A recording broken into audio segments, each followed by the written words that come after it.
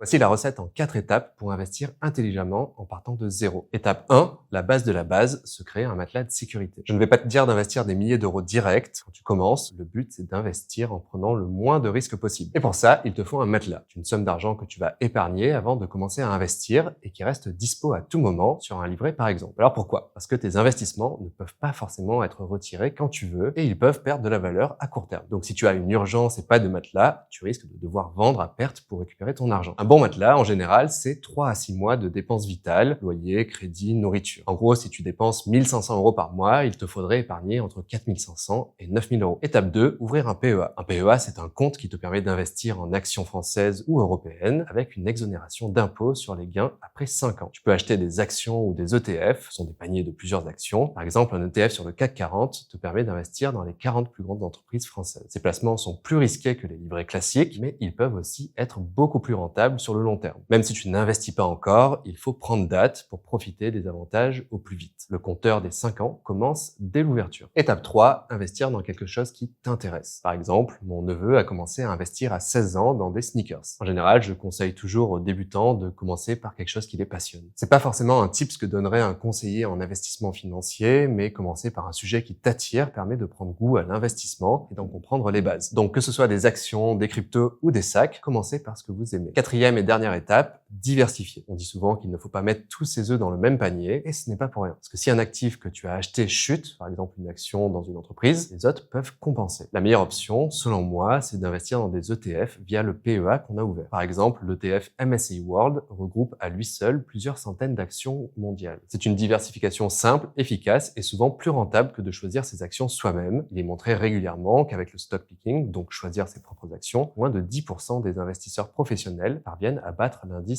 S&P 500 après frais. Si tu veux des conseils comme ça chaque semaine, je t'explique tout ça dans ma newsletter, lien en bio.